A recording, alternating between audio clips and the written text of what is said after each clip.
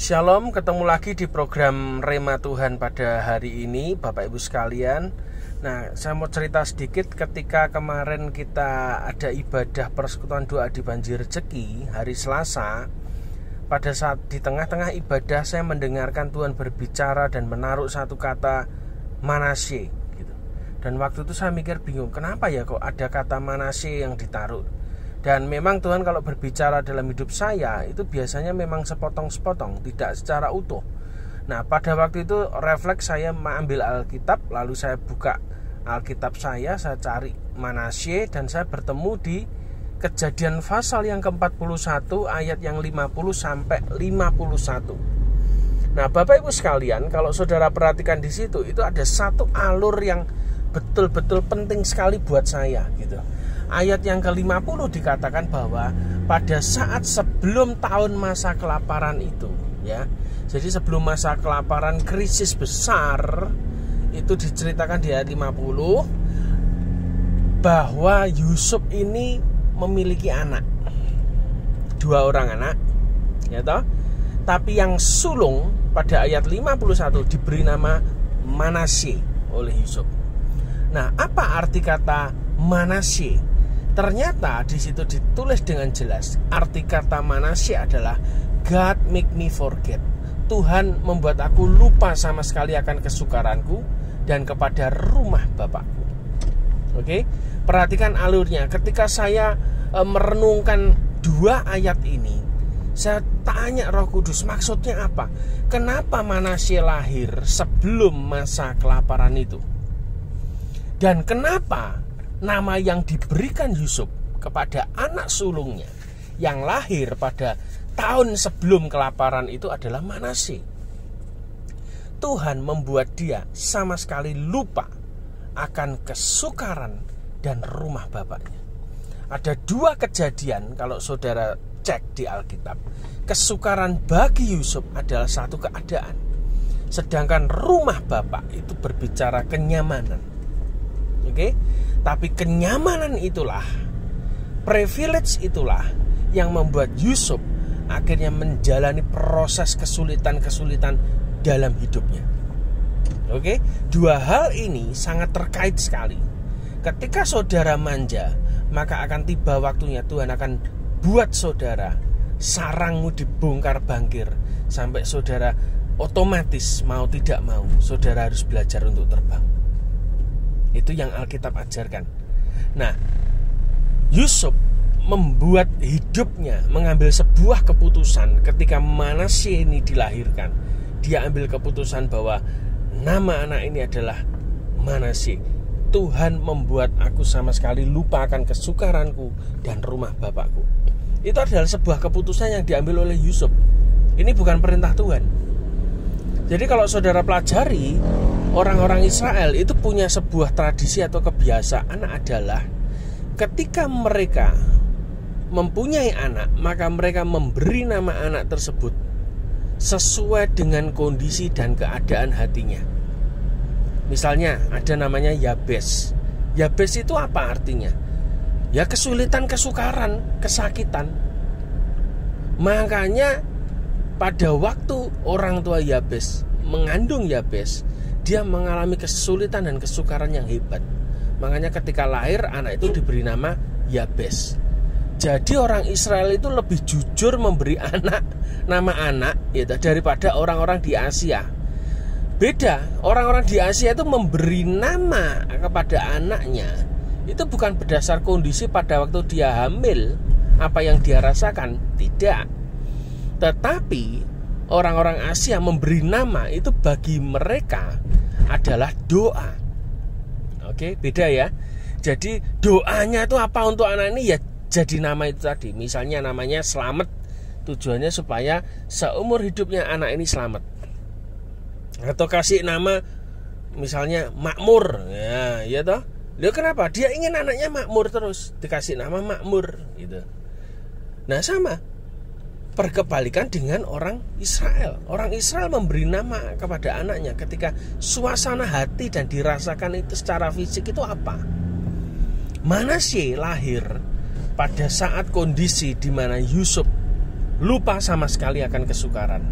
dia diangkat Tuhan sedemikian rupa, dan dia berkata mungkin dalam hatinya, it's all worth it. Ini semuanya tuh begitu worth it itu nyucuk bahasa Jawanya ya.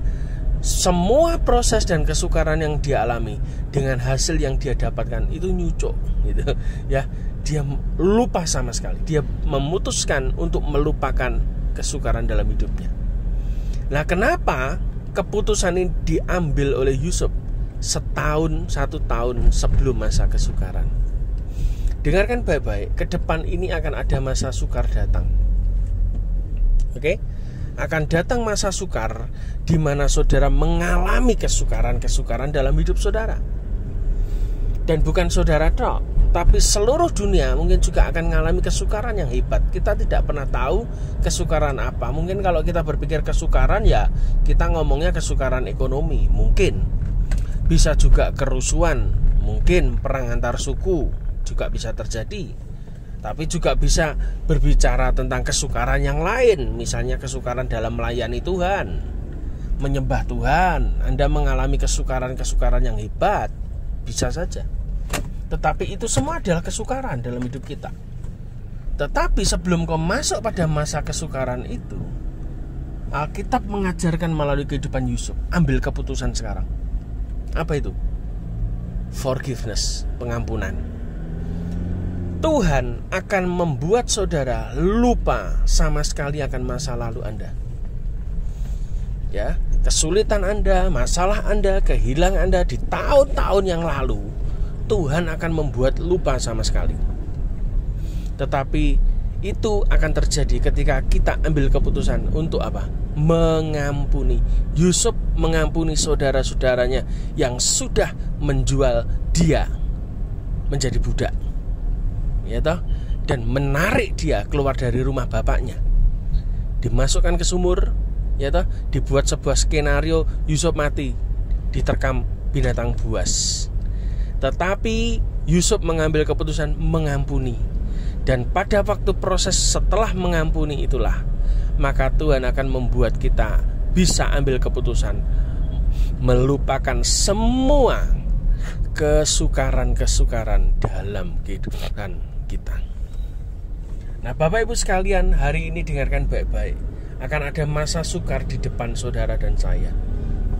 Tetapi percayalah, hari ini kalau engkau dengar firman ini bukan kebetulan. Tangkap baik-baik. Ambil keputusan, lupakan semua kesukaran yang sudah terjadi dalam hidupmu.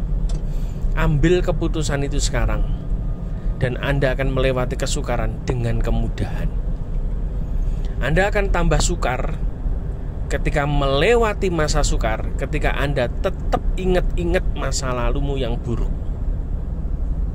Engkau tetap ingat-ingat kehilangan banyak hal dalam hidupmu yang masa lalu. Anda menjadi orang yang mengasihani diri sendiri. Anda menjadi orang yang tidak bisa move on. Dan Anda akan bawa beban masa lalu itu ke masa depan saudara. Rugi saudara. Jadi belajar ketika kau dengar pesan ini, Kejadian pasal yang ke-41 ayat 50-51, saudara renungkan. Sebelum kau memasuki masa sukar, ambil keputusan yang benar di hadapan Tuhan.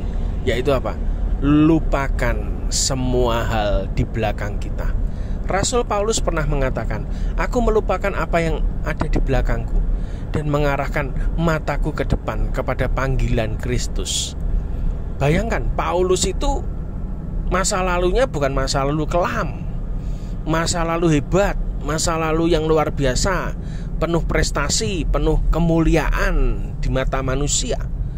Tetapi dia ketika melihat sendiri Kristus, perjumpaan pribadinya dengan Tuhan, dia mengambil keputusan untuk melupakan semuanya itu. Bahkan Paulus juga pernah mengatakan, semuanya itu aku anggap sebagai sampah, ya toh. Sampah di situ bukan sampah yang daur ulang yang seperti di rumah-rumah kita, tidak.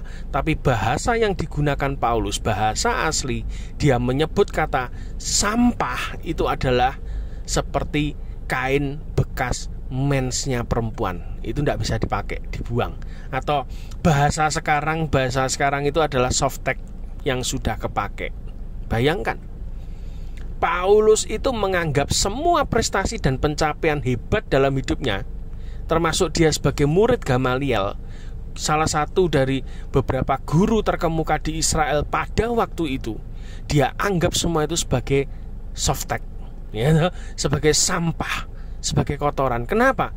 Karena dia melupakan itu dan menghadapkan matanya, fokus, yaitu pada panggilan surgawi dalam hidup kita. Amin. Jadi sekarang lupakan masa lalu, lupakan yang sudah. Saatnya kita tutup buku dan saatnya kita buka buku yang baru bersama dengan Tuhan. Buku masa lalu berisi prestasi kita, buang saja. Buku masa lalu yang berisi kesukaran-kesukaran kita, buang saja. Ya, saatnya kita buka buku yang baru. Dan jangan lupa, serahkan bolpennya kepada Tuhan.